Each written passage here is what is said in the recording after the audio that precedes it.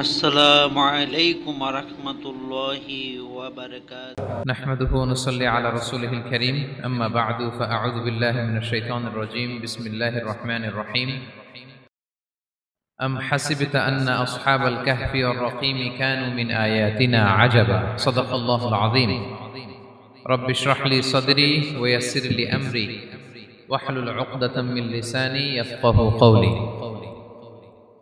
আল্লাহ রাব্বুল ইজ্জা ওয়াল জালালের দরবারে শুকরিয়া জ্ঞাপন করছি যে আল্লাহ তাআলা আমাদেরকে কোম্পানিগঞ্জ নোয়াখালী অ্যাসোসিয়েশনের উদ্যোগে বরকতের মাস রমাদানুল মুবারাকে ইফতারির পূর্ব মুহূর্তে কিছু দিনী কথা শুনবার জন্য একত্রিত হওয়ার সুযোগ করে দিয়েছেন। আমরা সবাই পড়ে নিচ্ছি কালিমাতুশ শুকর আলহামদুলিল্লাহ। সম্মানিত শুধু আমি সূরা কাহাফের একটা আয়াত তেলাওয়াত করেছি এবং আমি ভেবে এসেছি যে সূরা কাহাফ থেকে কিছু কথা আপনাদের সাথে আজকে শেয়ার করব ইনশাআল্লাহ বিইذنিল্লাহ। সূরা কাহাফের যে লেসনগুলো আছে, দ্য কি লেসনস ফ্রম সূরা আল কাহাফ বা দ্য প্রাইম লেসনস ফ্রম সূরা আল কাহাফ, এটা আপনাদের সাথে আমি শেয়ার করব ইনশাআল্লাহ বিইذنিল্লাহ। সূরা কাহাফ এটি মাক্কি সূরা, মক্কায় নাজিল হয়েছে। এটা কোরআনের একেবারে মিডলে অবস্থিত, 15 পারায়, কোরআনের 18 নম্বর সূরা।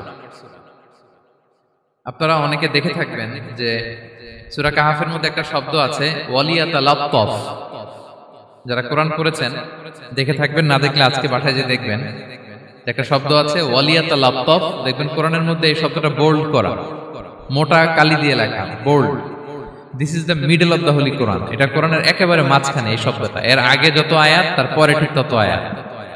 সুবহানাল্লাহি বিহামদিহি।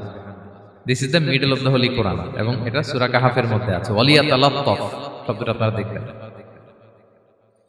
এবং এই সূরাটা নবুয়তির ৫ম বৎসরে নাজিল হয়েছিল, আবিসিনিয়াতে হিজরতের পূর্বে।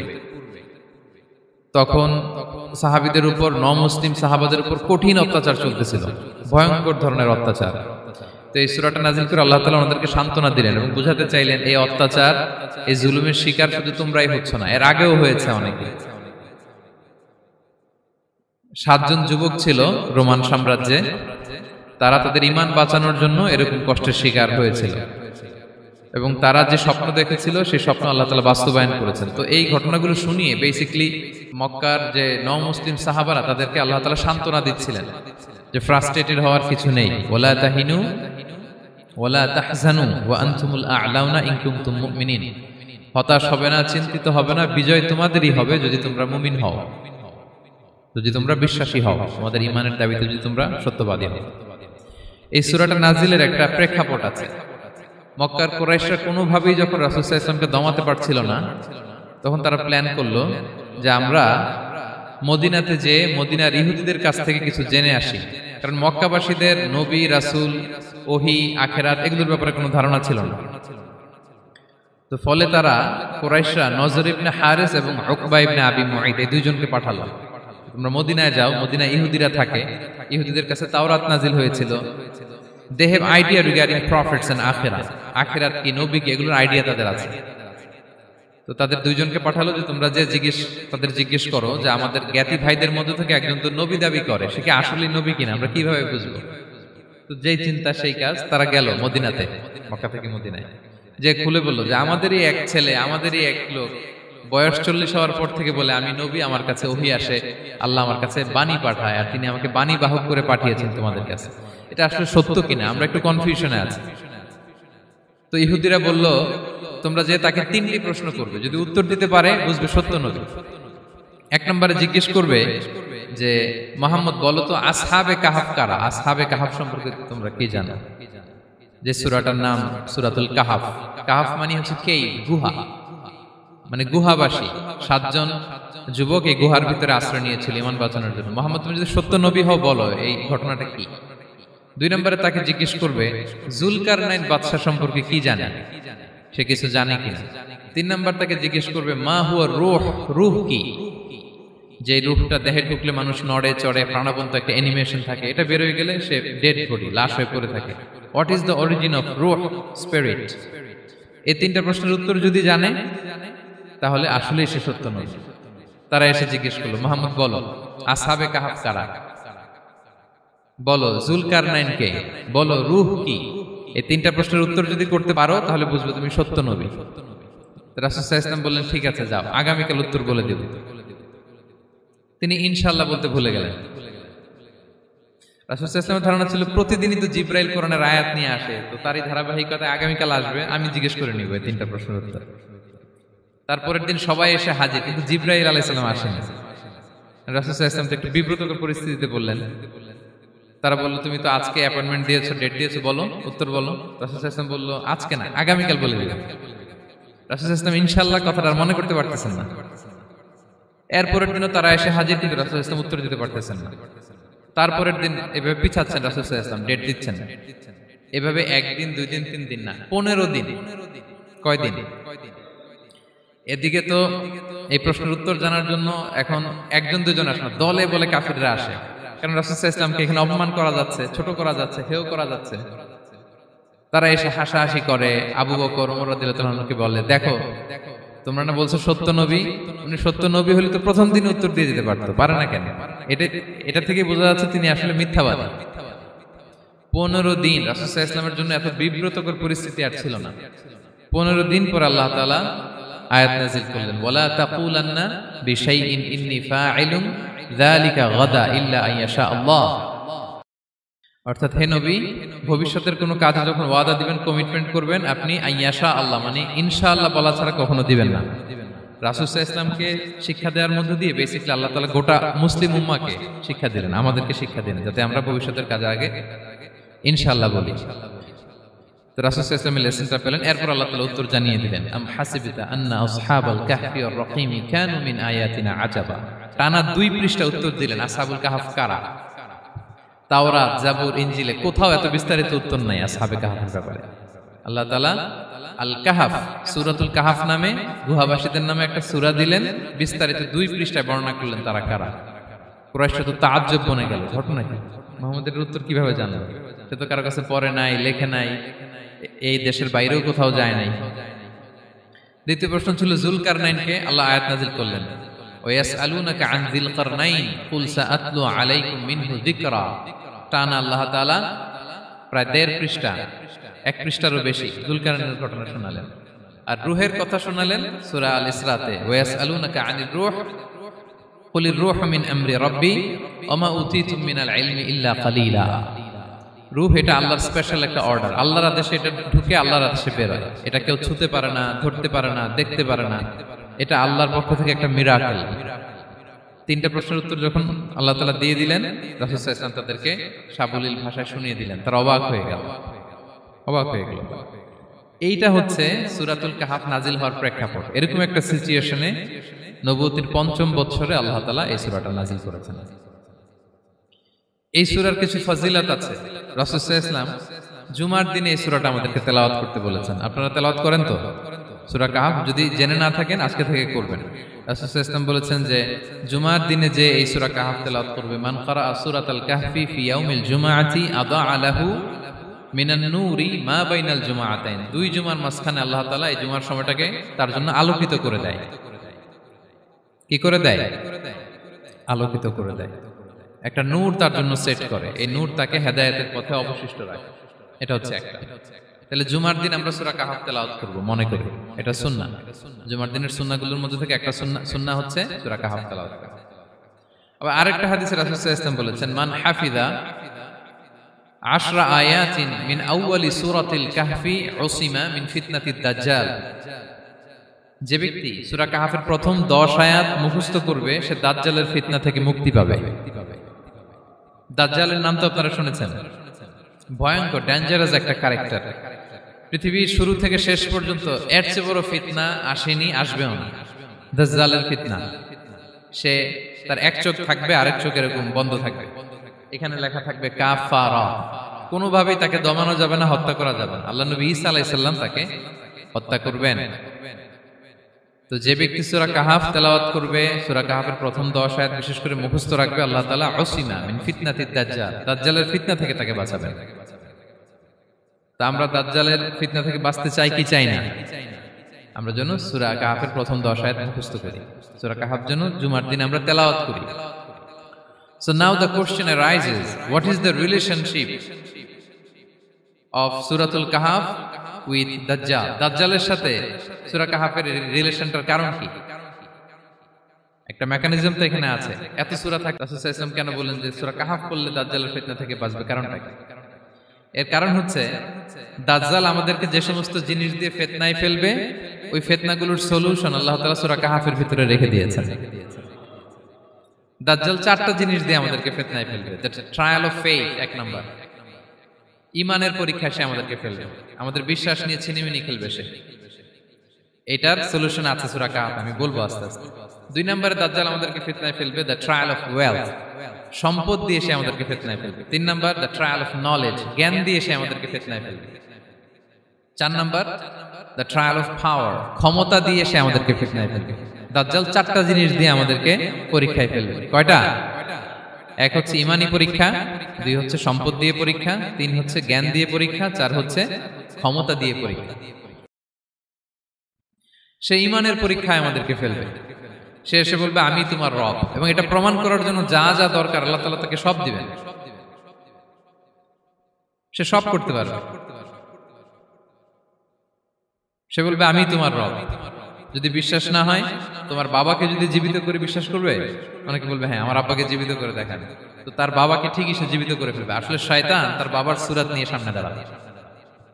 আরে তাই তো, এটাই তো আমার বাবা, এটাই তো আমার দাদা। মানুষ ফিতনায় পড়ে যাবে, ইমানের ফিতনায়। সে ভাববে আসলে এটাই বোধহয় আমার রব, এবং তাকে এত ক্ষমতা দেয়া হবে, তার ডান দিকে থাকবে জান্নাত, বাঁ দিকে জাহান্নাম। তার কাছে আল্লাহ এটা দিবে। যে তার কথা শুনবে তাকে সে জান্নাতে ঢুকাবে, কিন্তু জান্নাতে ঢুকে সে জাহান্নামের শাস্তি ভোগ করবে। এটা তার বাইরের মানুষ বুঝবে না, অ্যাপারেন্টলি এটা জান্নাত। আর যে তাকে মানবে না তাকে সে জাহান্নামে ফেলবে, কিন্তু জাহান্নামে ঢুকলেও সে জান্নাতের নাজ নেয়ামত ভোগ করবে। তাহলে এই যে ইমানের ফিতনায় সে ফেলে দিবে আমাদেরকে। তো ইমান কি করে বাঁচাবো, এটার সলিউশন আমি শোনাবো আপনাদের। দুই নম্বরে সে আমাদেরকে সম্পদ দিয়ে ফিতনায় ফেলবে।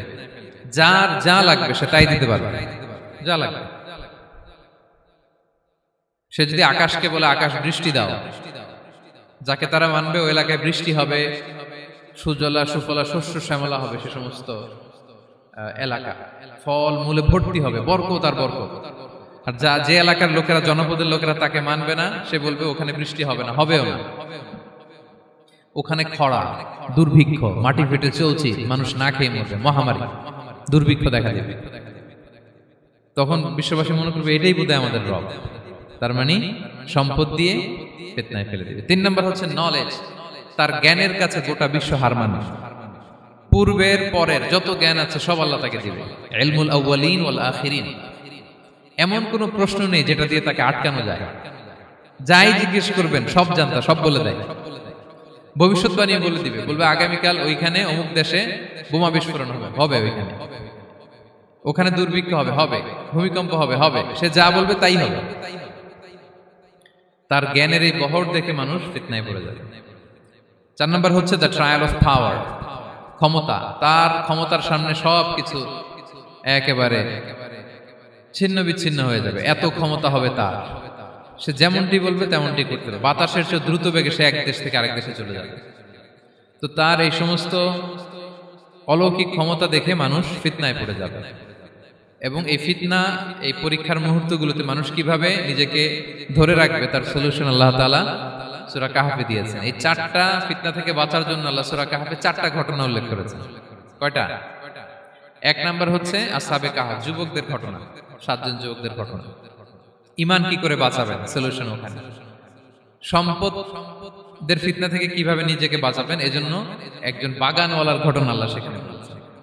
জ্ঞানের ফিতনা থেকে কি করে বাঁচবেন, এজন্য আল্লাহ তাআলা মুসা আলাইহিস সালাম এবং খিজির আলাইহিস সালামের ঘটনা সেখানে উল্লেখ করেছেন। আর ক্ষমতার ফিতনা থেকে কি করে বাঁচবেন এটা বোঝানোর জন্য আল্লাহ তাআলা যুলকারনাইনের ঘটনা উল্লেখ করেছেন। চারটা ফিতনা থেকে বাঁচার জন্য কয়টা ঘটনা? চারটা ঘটনা। আমরা তাহলে একটা একটা করে ঘটনা শুনি, আমরা একটু উদ্ধার করার চেষ্টা করি যে কি কি সলিউশন আল্লাহ তাআলা আমাদের বাতলে দিলেন। এক নম্বর হচ্ছে আসহাবে কাহফের ঘটনা। এটা 250 খ্রিস্টাব্দের সময়কালে রোমান সাম্রাজ্যের একজন বাদশা ছিল, নাম দাকিয়ানুস। প্রতাপশালী বাদশা, পৌত্তলিক, মূর্তির পূজা করে। ঈসা আলাইহিস সালাম বিদায় নিয়েছেন 200-250 বছর হলো। তো সব নবীর ধর্মই কিন্তু ইসলাম, যদিও আমরা নাসারা বলি, ইহুদি বলি, সব নবীদের ধর্মই কি ইসলাম। তো তিনি ছিলেন পৌত্তলিক, মূর্তির পূজা করত। আর তার এলাকায় কেউ যদি ঈসা আলাইহিস সালামের নাম নিত, আখিরাতে বিশ্বাস করত, আল্লাহ বিশ্বাস করত, তাদেরকে তারা পাথর মেরে হত্যা করত। এজন্য ভয়ে কেউ ঈসাই ধর্মে ঈমান আনতো না, মানে ইসলামে ঈমান আনতো না। এই রাজার ভয়ে সবাই মূর্তির পূজা করত। কিন্তু 7 জন যুবক ছিল, তারা স্রোতে গা ভাসিয়ে দেয়নি, স্রোতের বিপরীতে তারা ঈমান নিয়ে দাঁড়িয়েছে। তারা ঈসা আলাইহিস সালামের রেখে যাওয়া সত্য ধর্মের উপর ঈমান এনেছিল, আখিরাতে তারা বিশ্বাস করত। তো এই 7 জন যুবকের কথা ছড়াতে ছড়াতে রাজা দাকিয়ানুসের কাছে চলে যায়। উনি তো রেগে মেগে আগুন ডেকে পাঠালো 7 জনকে। তো তাদেরকে জিজ্ঞেস করলো, তোমরা কাকে মানো? বলতেছে এক আল্লাহকে মানি। সাহসী, খুবই সাহসী। বলতেছে তুমি কি জানো তোমরা কার সামনে কথা বলতেছো? আমি তো তোমাদেরকে মৃত্যুদণ্ড দিতে পারি। তারা বলে দেন, কিন্তু আমরা সব বিসর্জন দিলেও ঈমান বিসর্জন দিতে পারবো না। সুবহানাল্লাহ। তিনি বললেন, তোমরা যুবক মানুষ, রক্ত গরম, আবেগে কথা বলতেছো, 3 দিন সময় দিলাম, যাও, ঈসার নাম ভুলে যাও, আখিরাত ভুলে যাও, আল্লাহর নাম ভুলে যাও। 3 দিন পরে তোমাদেরকে আবার ইন্টারভিউ নেব। ওই দিন যদি একই কথা বলো, পাথর মেরে 7 জনকে দুনিয়া থেকে উড়িয়ে দেব। তারা চলে গেল। এবার 7 বন্ধু মিলে পরামর্শ করতে লাগলো, কি করতে পারি আমরা, এই গুণে ধরা সমাজকে আমরা কিভাবে বাঁচাবো, এই পৌত্তলিকতার ছোবল থেকে এই ইফসিস নগরীকে বাঁচাবো কি করে। নগরীটার নাম ছিল ইফসিস নগরী। বর্তমানে এটা তুরস্কের ইজমির শহরে অবস্থিত। এখনো জায়গাটা প্রত্নতাত্ত্বিকদের ওই ইয়েতে এটা সংরক্ষিত, এখনো টুরিস্টরা যায়। তো তারা বলল, আমরা ঈমান বিসর্জন দিব না, যদি আমরা ওদের কথা মেনে নেই আমরা তো মুশরিক হয়ে গেলাম, চলো আমরা এক কাজ করি, আমরা এলাকা ছেড়ে দিই। এই 7 যুবক আল্লাহর উপর ভরসা করে তারা বাড়ি ঘর আত্মীয় স্বজন সব ছেড়ে দিয়ে, লোকালয় ছেড়ে দূরে একটা পাহাড়ের ভেতরে আশ্রয় নিল। পাহাড়ের ভেতরে একটা গুহা ছিল, এই গুহা কি আরবিতে বলে আল কাহাফ। কি বলে? এই সূরার নাম কি? সূরাতুল কাহাফ। তো তাদের সাথে সাথে একটা কুকুরও যাচ্ছিল। তারা বারবার তাড়িয়ে দেওয়ার চেষ্টা করতেছিল কুকুরটাকে, যাতে না যায়, কিন্তু কুকুর শুধু কান্না করে তাদের সাথে যাওয়ার জন্য ঘেউ ঘেউ করতেছিল। এই কুকুরটাকেও সাথে নিল। ভালো মানুষদের সাথে থাকলে কি হয় দেখেন, এই কুকুরের কথা, যেহেতু 7 জন ইমানদারের সাথে একটা কুকুর ছিল, এই কুকুরের কথা আল্লাহ সূরাতুল কাহাফে উল্লেখ করে দিয়েছেন। ওয়া কালবুহুম বাসিতুন যিরাআইহি বিল ওয়াসি। তো তারা ভিতরে গেল, যে প্রচন্ড ক্লান্ত, তারা ঘুমিয়ে পড়ল। কি করলো? এই এক ঘুমে আল্লাহ 309 বছর কাটাই দিলেন। কয়শো 9 বছর? 9 বছর ঘুম, সব ঘুম, প্রচন্ড ঘুম, ঘুম যেন আর কাটে না। 309 বছর পরে এরা জাগলো। এখন খুব ক্ষুধা, ঘুমে আর মোর ভাঙতেছে। আর একজন জিজ্ঞেস করতেছে, কি লম্বা সময় ঘুম দিলাম কোথায় আমরা? একজন বলতেছে, হ্যাঁ মনে সারাদিনই ঘুমাইছি আমরা। আরেকজন বলতেছে, না না সারাদিন না, দিনের কিছু অংশ হয়তো ঘুমাইছি। আসলে কয় বছর ঘুমাইছে? 309 বছর। তো এদিকে সভ্যতার তো চেঞ্জ। এখানে ওই দাকিয়ানুস মরে, এর ছেলে মরে, এর নাতি মরে, পুতি মরে, এখন 6ষ্ঠ নম্বর রাজা আসছে। প্রজন্মের পর প্রজন্ম তো শেষ। 309 বছরে কমপক্ষে 4-5টা জেনারেশন চেঞ্জ হবে। তো জেনারেশন চেঞ্জ হয়ে, এলাকা চেঞ্জ হয়ে, তারা যে স্বপ্ন দেখেছিল এই ইফসিস নগরীতে কালিমার পতাকা উঠবে, তাদের স্বপ্ন আল্লাহ বাস্তবায়ন করেছেন। 309 বছরের ব্যবধানে এই এলাকার সবাই মুসলিম হয়ে গেছে। আল্লাহ চাইছিলেন ওদেরকে দেখাবে, এটা ওদের স্বপ্নটা যে বাস্তবায়ন হয়েছে এটা দেখাবে। তো ঘুম থেকে উঠছে, একজনকে তারা বললো যে লুকায় লুকায় চাদর মুড়ি দিয়ে কিছু রুটি নিয়ে আসো বাজার থেকে, যাতে তোমাকে না চিনে। চাদর মুড়ি দিয়ে যাও। কিছু পয়সা ছিল, মুদ্রা দিয়ে দিছে। তো সে যে যখন দোকানদারের কাছ থেকে রুটি নিয়েছে আর মুদ্রা দিছে, দোকানদার বলে, এই মুদ্রা কোথা থেকে আসলো? 309 বছর আগে মালয়েশিয়াতে রিঙ্গিট ছিল কিনা জানি না, যেভাবে ওরা ট্রানজাকশন করতে পারে, যেটা ছিল ওইটা যদি এখন কেউ দেয়, রাজধানী বিলাসে খাবার পাওয়া যাবে? হ্যাঁ। তো রুটিওয়ালা বলে, তুমি বর্তমান সময়ের মুদ্রা দাও, এটা দিচ্ছ কেন? বলতেছে, এটা তো বর্তমান সময়ের মুদ্রা। বলতেছে, এই যে মুদ্রার মধ্যে দেখো কোন সালের সিল দেওয়া, এটা তো শত শত বছর আগে। বলতেছে, কি বলে শত বছর আগে? আমি তো আজকে সকালেই বাজার করলাম, ওই বাজার করে যে টাকাগুলো ছিল ওইটাই তো পকেটে। বলতেছে, বলে কি? নিশ্চয়ই তুমি গুপ্তধনের সন্ধান পেয়েছো, হিডেন ট্রেজার। বলো, মানে তার সাথে এদের কথাবার্তা কিছু মিলতেছে না। পরে তাকে ধরে ওই সময়কার রাজার কাছে নিয়ে গেছে। ওই রাজা আবার মুসলিম, সবাই মুসলিম তখন। সে যা বলে এরাও কেউ বিশ্বাস করে না, এরাও যা বলে এও বিশ্বাস করে না। আর এলাকা এর বাড়িঘর আসবে কোত্থেকে? এর নাতি পুতি যা আছে 5-6 পুরুষ তো মরে সবাই কবরে। তখন তার কথা শুনে সবাই অবাক। তো এটা মিলানোর জন্য তারা 309 বছর আগের দাকিয়ানুস বাদশার সরকারি যে নথিপত্র, ওই পুরাতন ছিঁড়া নথিপত্র তারা বের করলো। বের করে দেখে ঠিকই দাকিয়ানুস নামে এক বাদশা ছিল, আর অনেক শত শত বছর আগে মোস্ট ওয়ান্টেড 7 জন যুবক ছিল, যাদের ব্যাপারে এক্সিকিউশনের অর্ডার ছিল। এখন দেখে তারা অবাক। লম্বা ঘটনা আমি খুব শর্ট করে বলতেছি। পরে সবাই মিলে তাকে সহ ওই গুহায় গেল। গুহায় যাওয়ার পরে সে বাকিদেরকে ডাকতে গুহার ভিতরে ঢুকলো। আল্লাহ তাআলা 7 জনকে ওইখানে মৃত্যু দিয়ে দিলেন। চিরকালের জন্য এই 7 জন ঘুমায় পড়ল। আর এলাকাবাসী রাজা সহ ওইখানে তারা একটা মসজিদ নির্মাণ করলো। This is the story of আসহাবে কাহাফ। তো এলাকাবাসী যদিও মুসলিম হয়েছিল, কিন্তু আখিরাতের ব্যাপারে তাদের একটা সন্দেহ ছিল যে আসলে মানুষ মরার পরে কি আবার জীবিত হবে? মৃত্যুবরণ করার পরে আবার মানুষ জীবিত হবে? তাদের মনের মধ্যে একটা সন্দেহ ছিল যে আসলে মারা গেলে মানুষ আবার উঠতে পারে। তাদের এই সন্দেহ দূর করার জন্য আল্লাহ তাআলা এই 7 জনকে 309 বছর ঘুম পাড়িয়ে আবার জীবিত করলেন। সুবহানাল্লাহ বিহামদিহি।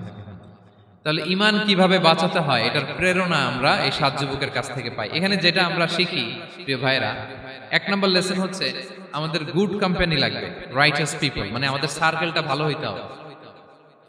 তাদের 7 জনের সার্কেলটা খুব ভালো ছিল, ফলে তারা বিপথে যায় নাই এবং তারা এমন শক্ত সিদ্ধান্ত নিয়েছে যে আল্লাহ তাআলা সেটাতে বরকত দিয়েছেন, গোটা সমাজকে আল্লাহ তাআলা চেঞ্জ করে দিয়েছেন।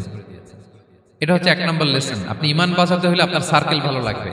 খুঁজবেন যে এলাকায় যাবেন ওখানে নামাজি সার্কেল কারা আছে, ওখানে জ্ঞানী গুণী সার্কেল কারা আছে, ওখানে ভালো কাজ করতে চায়, একে অপরকে সহযোগিতা করে, কল্যাণের পথের যাত্রী কারা আছে খুঁজতে হবে আপনাকে। খুঁজে ওই সার্কেলে আপনি যুক্ত হবে, তাইলে ঈমান বাঁচানো যাবে। ক্লিয়ার? 2 নাম্বার হচ্ছে the conflict between believers and disbelievers it's universal. সত্য মিথ্যার লড়াই এটা চিরন্তন, আজীবন থাকবে। এটা ওনাদেরও ছিল, এখনো আমাদের লড়াই করে যেতে হচ্ছে, আমাদের ভবিষ্যৎ প্রজন্মও করবে। এই লড়াইটা আমরা করে যেতে চাই। কি বলেন? হ্যাঁ, থামা যাবে না? আমরা থামতে আসিনি, আমরা এই লড়াইটা করে যাব। আমরা সত্যের কথা বলেই যাব ইনশাআল্লাহ। বলেন। 3 নাম্বার হচ্ছে যে লেসনটা আমরা পাই, অনেকগুলো লেসন, আমি খুব প্রেসাইজলি বলতেছি। যুবকরা চাইলে একটা সমাজকে পাল্টে দিতে পারে। এই পৃথিবীতে যত বড় বড় বিপ্লব হয়েছে এগুলো যুবকরা এনেছে। তারা হচ্ছে সভ্যতা গড়ার কারিগর। আসহাবে কাহাফ আমাদের এই সময়ের নওজওয়ানদের জন্য প্রেরণা। তারা আমাদের জন্য প্রেরণার বাতিঘর। তারা যেমনি ঈমানকে রক্ষা করেছে, আমাদের যুবকরা চাইলেও তাদের ঈমানি চেতনাতে স্পিরিট দিয়ে সমাজটাকে পাল্টে দিতে পারে। কি বলেন? এখানে বেশিরভাগই তো যুবক। হ্যাঁ, গুড সার্কেলে থাকবেন তো আপনারা? সত্যের পক্ষে সবাই থাকবেন তো? আল্লাহ তাআলা কবুল করুন। আচ্ছা, এবার 2 নাম্বার ছিল সম্পদের ফিতনা, কিভাবে বাঁচবেন। আসহাবে কাহাফের পরে সূরা কাহাফে আল্লাহ তাআলা একজন বাগানওয়ালার ঘটনা বলেছে। 2 জন বন্ধু, একজন একটু গরিব, সে বিশ্বাসী, আরেকজন ধনী, সে অবিশ্বাসী। তাকে আল্লাহ তাআলা বিশাল বড় খেজুরের বাগান আর আঙ্গুরের বাগান দিয়েছেন, বিশাল বড়, অনেক বড় বিজনেস ম্যাগনেট। তো এই সম্পদের অহংকার সে করত। সে প্রায় তার গরিব বন্ধুকে বলতো যে তোর চেয়ে আমার সম্পদও বেশি, সন্তানও বেশি, জনবল বেশি, লোকবল বেশি, অর্থবল বেশি, সব বেশি। অহংকারে তার পা মাটিতে পড়তো না। আর সে আখিরাতে অবিশ্বাস করত এবং সে বলতো যে এই সম্পদ আমারে বাঁচাবে, চিরকাল আমাকে স্মরণীয় করে রাখবে, এই সম্পদ কোনোদিন যাবে না। অনেক বড় বড় ধনীরা আছে, তারা এরকম মনে করে যে আমি এত বড় সিআইপি, হ্যাঁ, আমি এত বড় বিজনেস ম্যাগনেট, এই দিন বোধহয় আর চেঞ্জ হতে পারে না, আমার আজীবনই বোধহয় এত পাওয়ার থাকবে, এত সম্পদ থাকবে। এটা ভুল ধারণা। এটা কি ভুল ধারণা? এই যে তুরস্কে দুর্ভিক্ষ হইল না, আপনারা দেখছেন না যে অনেক সম্পদের মালিক বাড়ি ঘর ভেঙে রাস্তার ফকির। এখন ওই যে রিফিউজিদের জন্য যে খাবার আসছে ওখানে লাইনে দাঁড়াইছে, কারণ এখন লাইনে না দাঁড়ালে খাবারও তো মিলবে না। 1000 কোটি টাকার মালিক ছিল, ভেঙে চুরে সব শেষ। এখন রিলিফের নেওয়ার জন্য দুস্থদের কাতারে ওখানে দাঁড়াইছে, কারণ দাঁড়াইলেই কিছু খাবার পাওয়া যাবে, খিচুড়ি পাওয়া যাবে, তা না হলে তো খাবারটাও মিলবে না। এই যে বঙ্গবাজারে আগুন লাগলো আমাদের বাংলাদেশে, 20টা 25টা দোকান ছিল অনেকের যাদের অন্যান্য বিজনেস আছে তারা হয়তো সার্ভাইভ করতে পারতেছে, কিন্তু এমন অনেক ব্যবসায়ী ছিল সব শেষ, জ্বলে পুড়ে তার টাকা পয়সা পুঁজি স্বপ্ন সব শেষ। তো ধনীকে গরিব বানাতে আল্লাহর 1 সেকেন্ডও লাগে না। ওই বিশাল প্রাসাদ থেকে টেনে ভাঙ্গা থালা হাতে দিয়ে রাস্তায় নামাইতে আল্লাহর কয় সেকেন্ড লাগে বলেন তো? 1 সেকেন্ডও লাগে না। সো এই লেসনটা কিন্তু আমাদের নিতে হবে। এবং ওই ব্যক্তির নসিবে তাই ঘটেছিল, সে যখন অহংকার করতেছিল আল্লাহ তাআলা আকাশ থেকে হুসবান একটা আগুন পাঠালেন। ওই আগুন এসে তার আঙ্গুরের বাগান, তার খেজুরের বাগান, বিশাল মাইলকে মাইল এই বাগান জ্বালিয়ে পুরো মুহূর্তের মধ্যে সারখার করে, এবং মুহূর্তের মধ্যে সে পথের ভিখারি, ফকির। এই ঘটনাটা এনে আল্লাহ তাআলা সম্পদশালীদেরকে রিমাইন্ডার দিলেন যে এই সম্পদের ফিতনায় তোমরা পড়ে যেও না। আমরা সম্পদশালী হলে বাস্তবতা অনেক সময় ভুলে যাই। সূরাতুল হুমাজাতে আল্লাহ তাআলা বলেন ইয়াহসাবু আন্না মালাহু আখলাদা, সম্পদশালীরা মনে করে এই সম্পদ আমাকে চিরকাল বাঁচিয়ে রাখবে, চিরকাল বোধহয় এই সম্পদ আমার হাতে থাকবে। না, এটা হাতের ময়লা, আজ আছে কাল নাই, যে কোনো সময় চলে যেতে পারে। এটা হচ্ছে ম্যাটেরিয়ালিস্টিক আউটলুক, বস্তুবাদী চিন্তা থেকে এই আমাদের ধনী ভাইদের এই সমস্যাটা হয়, ভোগবাদী চিন্তার প্রভাব আর কি। সম্পদ যখন হাতে থাকে ধরাকে সরাজ্ঞান করে, মনে করে যে সবই আমার কন্ট্রোলে। না, আপনারে ওই গরিবের কাতারে আনতে, ওই রিলিফের সম্পদ নেয়ার জন্য ওই লাইনে দাঁড় করাইতে আল্লাহর 1 সেকেন্ডও লাগে না। এটা খেয়াল রাখতে হবে। আমরা যখন প্রাইভেট কারে চড়ি মাঝে মাঝে অনেকে এসে হাত পাতে, এদেরকে ছোট করা যাবে না। গল্পটা আল্লাহ ভিন্ন করতে আল্লাহর 1 সেকেন্ডও লাগে না। ওইদিকে আমি দাঁড়ায় হাত পাততাম আর উনি প্রাইভেট কারে বসে থাকতো। আল্লাহ চাইলে এরকম করতে পারতেন না? পারতেন। তো এখান থেকে আমাদের জন্য শিক্ষা হচ্ছে সম্পদ এটা ক্ষণস্থায়ী, আজ আছে কাল নাই, এটা ক্ষণস্থায়ী, এটাকে এভারলাস্টিং মনে করা যাবে না। এভারলাস্টিং হচ্ছে আখিরাত, ওয়ালাল আখিরাতু খায়রুল লাকা মিনাল উলা, আখিরাত তোমার জন্য দুনিয়ার চেয়ে শ্রেষ্ঠ। এবং আল্লাহ তাআলা দৃষ্টান্ত একটা দিয়েছেন যে দুনিয়ার জীবনটা হচ্ছে কামা, ওই পানির মতো যেটা আনজালনাহু মিনাস সামা, আকাশ থেকে নাজিল করেছি। ওই পানি ক্ষেতের মধ্যে পড়ে ফসল, ফুল ফসল হয়েছে। এরপরে যখন ফসল কাটা হয় ওই ক্ষেত খামার এগুলো তৃণলতা হয়ে যায়, ভুসির মতো হয়ে যায়। তখন বাতাসের ঝাপটায় একবার এদিকে যায় একবার ওদিকে যায়। অনেক লম্বা উপমা, আমি সংক্ষেপে বললাম। তো শেষ আউটপুটটা হচ্ছে এটা, সম্পদ এটা মুহূর্তেই চলে যেতে পারে। সম্পদ উপার্জন জায়েজ আছে, মুসলিমরা সম্পদ উপার্জন করতে পারবে, কোনো অসুবিধা নাই। আপনি যদি ধনী হন এটা ভালো, ফলে আপনি যাকাত দিতে পারবেন, অসহায় দুস্থদের সহায়তা করতে পারবেন, কন্ট্রিবিউট করতে পারবেন। আপনি সম্পদ হাতের মুঠোয় নেবেন, কন্ট্রোল করবেন, কিন্তু এই দিকে স্থান দিবেন না, দ্যাটস ইট, তাহলেই হবে। আমরা সম্পদ কি করতে পারবো? উপার্জন করতে পারবো, কিন্তু হৃদয়ে স্থান দিতে পারবো না। হৃদয়ে স্থান থাকবে আখিরাতের। এই মাইন্ডসেট যদি আপনি গড়ে তোলেন তাহলে সম্পদের ফিতনা আপনি কখনো পড়বেন না। এই পয়েন্টটা কি ক্লিয়ার সবার? ক্লিয়ার। 3 নাম্বার ফিতনা ছিল কিসের ফিতনা দেখি কে বলতে পারে? প্রথমটা হচ্ছে বিশ্বাস বা ঈমানের ফিতনা, 2 নাম্বার হচ্ছে সম্পদের ফিতনা, 3 নাম্বার জ্ঞানের ফিতনা। জ্ঞানেরও কিন্তু ইলমেরও একটা গরম আছে, যার ইলম আছে তার মধ্যে এই সমস্যাটা কাজ করে। সেটার জন্য আল্লাহ তাআলা মুসা আলাইহিস সালাম, খিজির আলাইহিস সালামের ঘটনা বলেন। আমি খুব সংক্ষেপে বলবো, সময় কম। মুসা আলাইহিস সালাম হচ্ছে বনি ইসরাইলের নবী, আর খিজির আলাইহিস সালাম কেউ বলেছেন নবী, কেউ বলেছেন আল্লাহর ওলি। আসলে আরবিতে ওনার নাম খদির, আমরা বাংলায় বলি খিজির। খদির মানে সবুজ। উনি যে কোনো জায়গায় বসলে ওখানে মরা গাছ লতা পাতা এগুলো সবুজ হয়ে যেত। অনুর্বর এলাকার উপর দিয়ে হেঁটে গেলে ওটা উর্বর হয়ে যেত। তো মুসা আলাইহিস সালাম একবার ওয়াজ করতেছেন এইভাবে বনি ইসরাইলের সামনে, খুতবা দিচ্ছেন। হঠাৎ এক লোক দাঁড়ায় বলে, ইয়া নবী আল্লাহ, মান আ'লামু ফিল আরদ, বর্তমান পৃথিবীতে সবচেয়ে জ্ঞানী কে? মুসা আলাইহিস সালাম বলেন, ফাকালা আনা, আমি। কি বললেন? উনি আসলে ভুল কিছু বলেন নাই, কারণ প্রত্যেক জামানার নবীকেই আল্লাহ তাআলা সবচেয়ে বেশি জ্ঞান দিয়ে পাঠান, কারণ তার কাছে ওহীর জ্ঞান আসে, অদৃশ্যের খবর আসে, ইলমুল গায়ব আসে। কিন্তু এই উত্তরটা আল্লাহ তাআলার পছন্দ হয় না। আল্লাহ তাআলা চাচ্ছিলেন মুসা যদি বলতো আল্লাহ তাআলাই জানে কি জ্ঞানী বা আল্লাহই সবচেয়ে জ্ঞানী, এরকম হলে ভালো হতো। কিন্তু মুসা আলাইহিস সালাম কি বলছে? আমি। এখন প্রশ্ন করলো সবচেয়ে বড় জ্ঞানী কে? উনি কি বললেন? আমি। এই যে আমি এটাতে ঝামেলা আছে। আমি বড়, আমি জানি, আমি সব, দিস ইজ প্রবলেমেটিক। আল্লাহ এটা পছন্দ করলেন না। আল্লাহ তাআলা মুসা আলাইহিস সালামকে বললেন, মুসা তুমি যে বলছো তুমি জ্ঞানী, না তুমি জ্ঞানী না, তোমার চেয়ে বড় জ্ঞানী আছে। মুসা আলাইহিস সালাম বলে, তাই নাকি? আমার চেয়ে বড় জ্ঞানী কে? তো আল্লাহ তাআলা বললেন ইযহাব ইলা মাজমাইল বাহরাইন, দুই সাগর বা দুই নদীর মিলনস্থলে যাও, ওখানে আমার এক বান্দা আছে তোমার চেয়েও জ্ঞানী। মুসা আলাইহিস সালাম বললেন তাই নাকি? তো আল্লাহ আমি কিভাবে চিনব, উনি কোথায় থাকে কিভাবে বুঝবো? আল্লাহ বললেন একটা বড় মাছ নাও, এটাকে ফ্রাই করো, এটাকে ফ্রাই করে একটা ঝুড়ির ভেতরে নাও, যেখানে এই মাছটা সাগরে ঢুকে যাবে ওখানে আমার বান্দাকে পাবে। তো উনি ওনার সহযোগী ইউশা ইবনে নুনকে নিয়ে হাঁটতে লাগলেন। হাঁটতে হাঁটতে এক জায়গায় ক্লান্ত হয়ে পাথরের পাশে বিশ্রাম নিলেন। ওই পাথর থেকে আবার এক ধরনের পানি বের হয়, এই পানিটারে বলে আবে হায়াতের পানি, মাউল হায়াত, জীবন নদীর পানি। এই পানি কোনো মৃত প্রাণী বা বস্তুর গায়ে লাগলে ওটা জীবিত হয়ে যায়। তো ওনারা পাথরে হেলান দিয়ে বিশ্রাম নিচ্ছিলেন, ওই পানি ওই ফ্রাই করা মাছের গায়ে লাগার সাথে সাথে মাছ জীবিত হয়ে ঝুড়ি থেকে বের হয়ে সাগরে ঢুকে গেছে। ওনারা আর খেয়াল করেন না। এরপর আবার হাঁটতে লাগলেন। হাঁটতে হাঁটতে যখন ক্লান্ত শ্রান্ত তখন বলে এই ইউশা আমাদের ওই মাছ ফ্রাই মাছটা দাও, এখন খাই। ঝুড়ি খুলে দেখে মাছ নাই। মাছ গেল কোথায়? তখন ইউশা বলল হয়তো আমরা যে পাথরের ওখানে বিশ্রাম নিয়েছিলাম ওখানে আমরা মিসিং, ওখানে হারাই ফেলছি। চলো চলো, আরে ওইদিকে তো যাইতে হবে আমাদের। উনি গেলেন, যে দেখে মাছ যে জীবিত হয়ে বালুর দিকে নাড়াচাড়া করতে করতে সাগরে ঢুকে গেছে, ওখানে দাগ আছে। মুসা আলাইহিস সালাম ঢুকলেন সুরঙ্গ, ঢুকে দেখে চাদর গায়ে দিয়ে এক লোক শুয়ে আছে। সালাম দিলেন, আসসালামু আলাইকুম। ওই লোক চাদর আর সরায় না, ভিতর থেকে বলতেছে ওয়ালাইকুম আসসালাম। তো চাদরের ভিতর থেকে উনি বলে মান আন, তুমি কে? মুসা আলাইহিস সালাম বললেন আনা মুসা, আমি মুসা। উনি বলেন মুসা বনি ইসরাইল, বনি ইসরাইলের মুসা? বললেন হ্যাঁ। কেন এসেছো? এবার চাদর খুললেন, বলতেছে আপনার কাছ থেকে কিছু শিখতে আসছি। আল্লাহ বলছে আপনি নাকি সবচেয়ে বড় জ্ঞানী।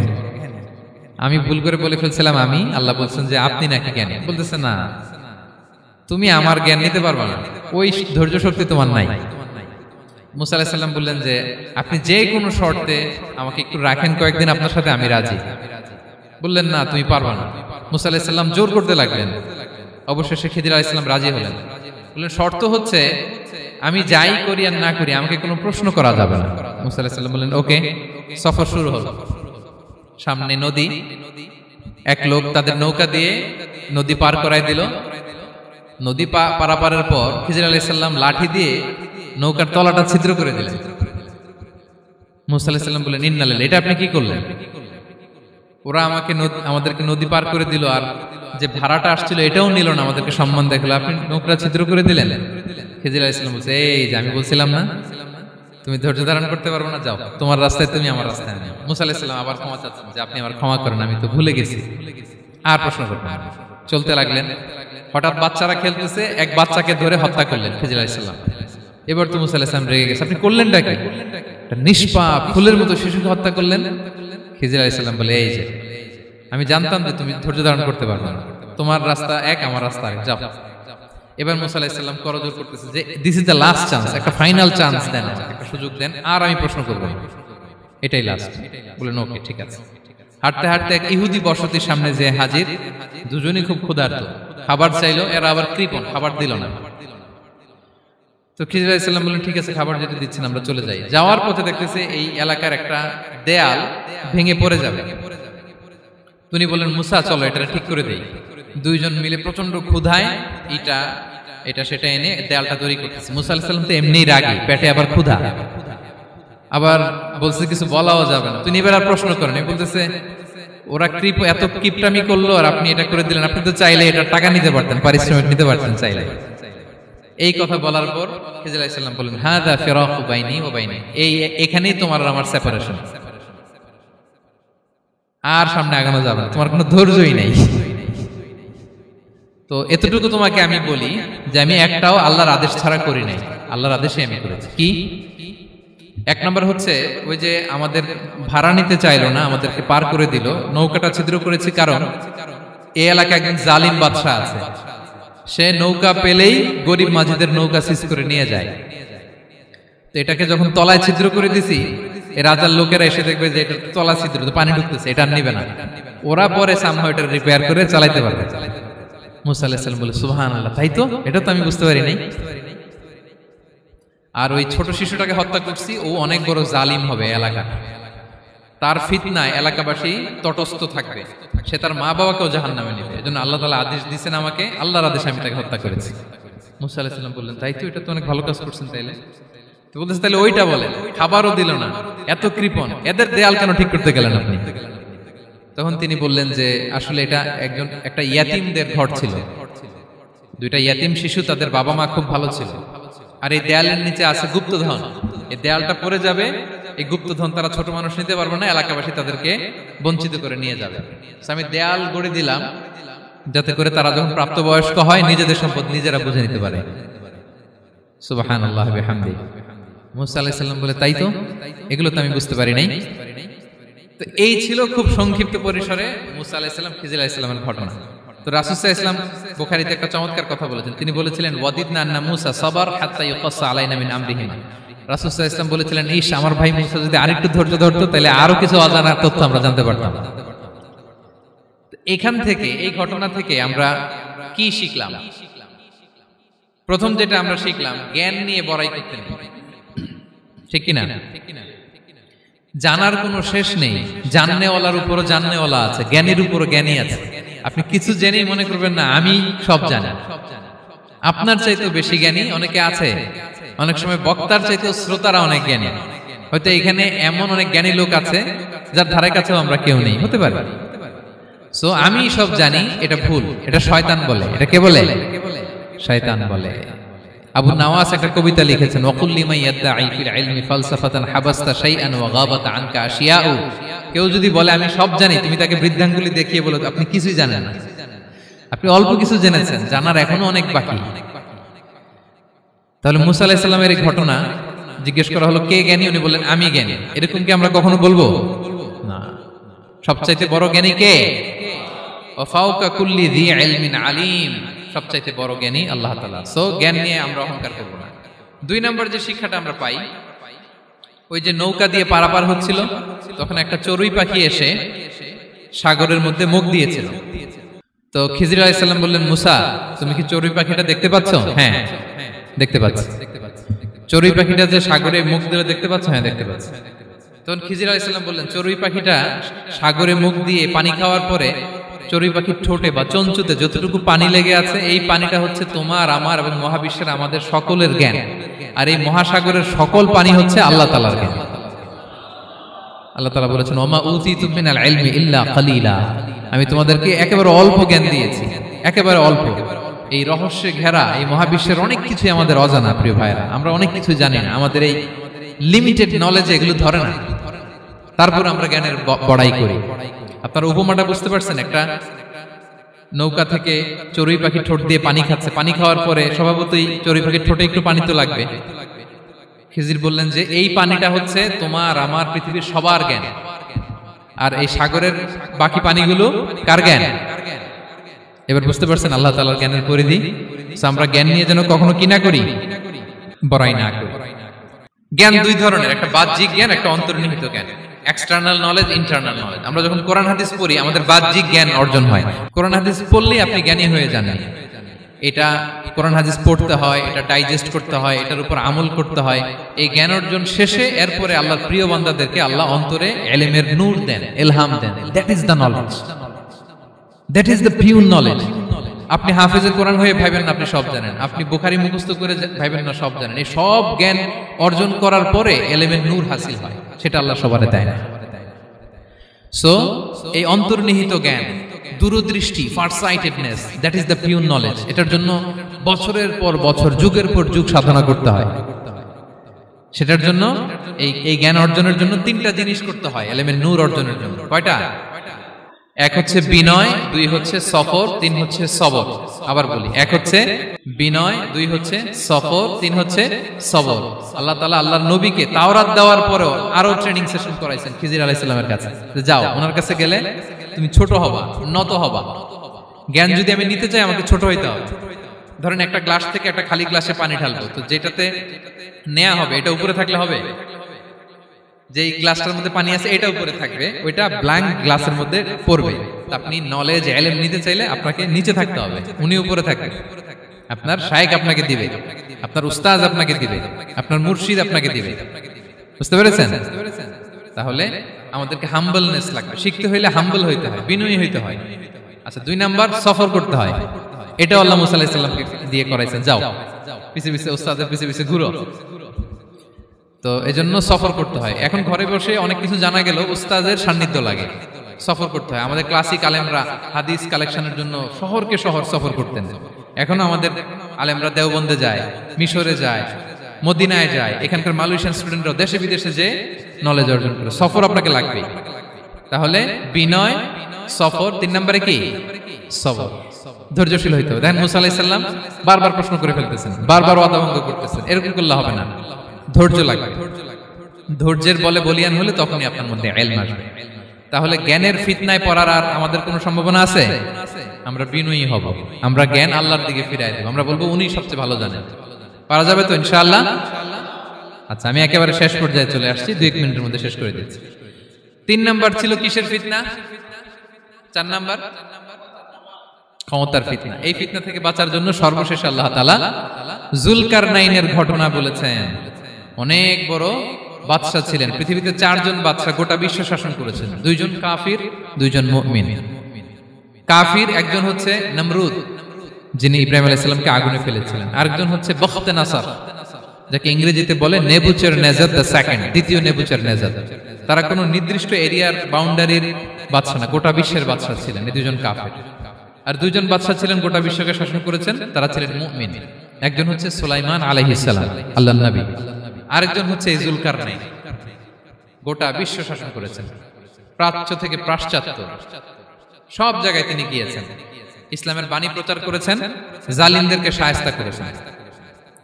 তো এরকম দিক বিদিক তিনি জয় করতেছিলেন। অনেকে যুলকারনাইনকে আলেকজান্ডার দ্য গ্রেটের সাথে গুলিয়ে ফেলে না। ম্যাসিডোনিয়াতে যে আলেকজান্ডার দ্য গ্রেট ছিল, উনি আর যুলকারনাইন এক নন। যুলকারনাইন হচ্ছে আল্লাহ তাআলার প্রিয় একজন বান্দা, অনেক বড় সাহসী বীর পুরুষ ছিলেন, গোটা বিশ্বে ইসলাম প্রচার করেছেন। করতে করতে করতে করতে অনেক বড় ঘটনা, আমি সব শেষের ঘটনাটা বলি। উনি জর্জিয়া, বর্তমান যে জর্জিয়ার তিবলিসি এরিয়া, এখানে এসে একটা এলাকার সন্ধান পেলেন, যারা ওনাকে এসে বলল যে এখানে একটা জঙ্গলি গ্রুপ আছে যাদের নাম ইয়াজুজ মাজুজ, তারা এসে আমাদের উপর হামলা করে। হে যুলকারনাইন, আমরা আপনাকে ট্যাক্স কালেক্ট করে দিচ্ছি, আপনি তাদের মাঝে আর আমাদের মাঝে একটা প্রাচীর তৈরি করে দেন। আপনারা ইয়াজুজ মাজুজের নাম শুনেছেন না? ইংরেজিতে বলে গগ ম্যাগগ। নূহ আলাইহিস সালামের 4 সন্তান ছিল, হাম, সাম, ইয়াফাস, কানাআন।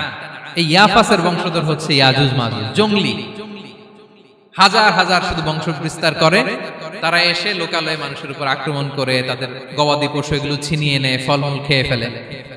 তো যুলকারনাইন বাদশার কাছে যখন বিচার দেওয়া হলো, উনি বললেন ঠিক আছে, তোমাদের ট্যাক্স দেয়া লাগবে না, তোমরা শারীরিক পরিশ্রম করে আমাকে সাহায্য করো। তো উনি বর্তমানে হচ্ছে এক পাশে কৃষ্ণ সাগর, ব্ল্যাক সি, আরেকদিকে কাস্পিয়ান হ্রদ বা কাস্পিয়ান সাগর, এর মাঝখানে 1200 কিলোমিটার লম্বা মাউন্টেন রেঞ্জ, পাহাড়ি এরিয়া, আপনারা গুগলে দেখবেন। এইখানে 2 পাহাড়ের মাঝখানে ফাঁকা জায়গায় তিনি বড় বড় লোহার পাত প্রথিত করলেন, গেড়ে দিলেন। এরপরে তামা, সীসা গালিয়ে বিশাল একটা ওয়াল তৈরি করলেন। এটা যুলকারনাইন উনার বানানো ওয়াল বা ড্যাম, প্রাচীর। এখন আর ইয়াজুজ মাজুজ আসতে পারে না, ওরা আর আসতে পারে না। ওরা প্রতিদিন এটা ভাঙার চেষ্টা করে, কিন্তু ভাঙতে ভাঙতে আরেকটু ভাঙলেই ভেঙে যাবে। ওরা বলে আগামীকাল ভেঙে ফেলবে, ইনশাল্লাহ বলতে ভুলে যায়। এজন্য এরপরের দিন এসে দেখে আবার এটা আগের মতো হয়ে আসছে। কিয়ামতের আগ দিয়ে ওদের মধ্যে এই ইনশাআল্লাহর প্রেরণা আসবে। তাদের একজন বলে উঠবে আগামীকাল ইনশাআল্লাহ আমরা এটা ভেঙে খান খান করে দেব, ঠিকই ভেঙে ফেলবে। তখন তারা ভেঙে চুরে কুটি কুটি ইয়াজুজ মাজুজের দল এসে হামলে পড়বে। সামনে পড়বে তাবারিয়া সাগর, একদল এসে তাবারিয়া সাগর এমন ভাবে খাবে, এই দল যাওয়ার পরে আরেক দল এসে এখানে যে সাগরে যে পানি ছিল এটা কল্পনাই করতে পারবে না। তারা পৃথিবীতে ফিতনা ফাসাদ করবে। ঈসা আলাইহিস সালাম তখন আসবেন, দোয়া করবে আল্লাহ তাআলার কাছে মুমিনরা, একটা মহামারী দিবে আল্লাহ তাআলা ইয়াজুজ মাজুজের মধ্যে, ওরা মরে যাবে সব। এরপর বিশাল এক পাখি এসে তাদেরকে আল্লাহর মর্জি মাফিক এমন এক জায়গায় ফেলে আসবে, কেউ জানবে না। তো তারা যে পচে গলে মাটির সাথে মিশেছিল, এই গলিত লাশ থেকে মাটি খুব উর্বর হয়ে যাবে। এরপর আল্লাহ তাআলা পৃথিবীর মধ্যে বারাকা দিবেন, কিছু রোপণ করলে তাড়াতাড়ি ফুলে ফেপে বড় বড় ফলমূল হচ্ছে। তো এটা কিয়ামতের আলামতের অন্য কোনো আলোচনায় হয়তো আমরা বলবো। তো যুলকারনাইন তিনি বিশাল এখানে প্রাচীর তৈরি করে দিয়েছিলেন, এবং প্রাচীর তৈরি করে দিয়ে তাদেরকে বলেছিলেন যে যতদিন আল্লাহ তাআলা চাইবেন এটা থাকবে, এবং যেদিন আল্লাহ তাআলার আদেশ আসবে এটা ভেঙে খান খান হয়ে যাবে। তার মানে দেখেন, এত পাওয়ারফুল, এত শক্তিশালী, এত ক্ষমতাধর হওয়ার পরেও তিনি তার ক্ষমতাকে কার দিকে ফিরিয়ে দিয়েছেন?